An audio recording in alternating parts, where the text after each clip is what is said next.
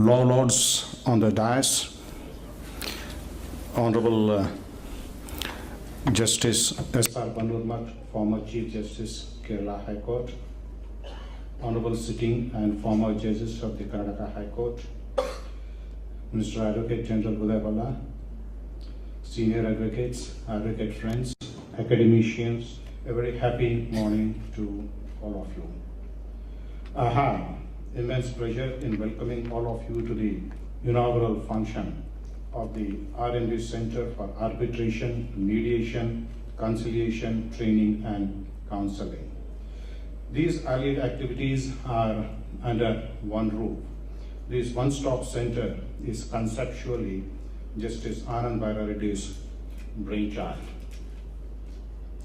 It is customary to introduce the legal luminaries on dais, but they do not need any introduction as they are all well known to the august gathering and are institution by themselves. On this momentous occasion, our Bhishma Pitamaha, Honorable Sri Justice M.N. Venkatacharya, former Chief Justice of India, is present amidst us. I affectionately welcome him to this function and profusely thank him for presiding over this function. Sir, I cannot but recall with nostalgia how you educated and molded me. When I came to the then Court Hall number 6 as a state representative, you advised me to read the treatise on damages by McGregor and Monkman, negligence by Percy, and thereafter make my submissions. I express my deep gratitude to you, sir, for virtually imparting education to me in the court and outside the court. I lovingly welcome our esteemed Chief Guest, Honorable Sri Justice S. Rajendra Babu, former Chief Justice of India. In fact, rather he knows me too well since my childhood. With your uncanny common sense and legal acumen, you have disposed of lots of cases, first in the High Court and later in the Supreme Court. If one thing is to be discerned from your judicial decisions, it is justice tempered with mercy. I cordially welcome Honorable Sri Justice N. Santosh Hegde, former judge of the Honorable Supreme Court of India. Incidentally, he was my first Advocate General and he drafted me as a state representative. Many in the audience may not know that he was exceptionally gifted hockey player and played the nationals. Game of hockey is a very aggressive sport, and that aggressiveness was carried forward when he was a Lokayukta.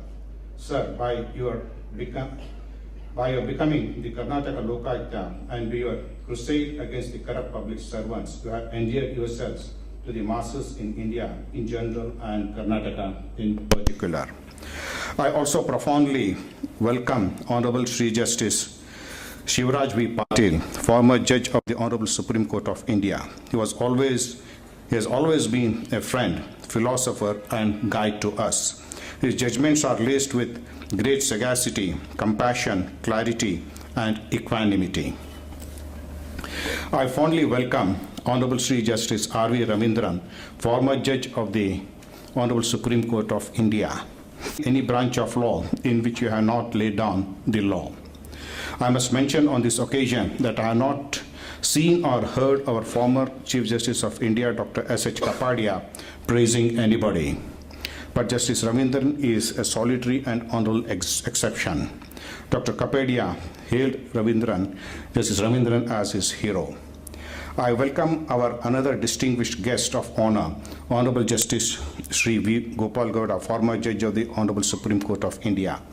As you all know, Justice Gopal Gowda has wiped out the tears of teeming and toiling millions. His concern for poor and needy is immense.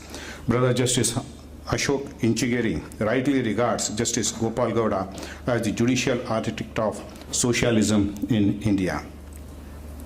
I also welcome our honorable sitting and former judges, advocate friends, academicians, captains of trade, commerce and industry, engineers, officers, arbitrators, mediators, and the representatives from print and electronic media. I welcome one and all to this function. Thank you.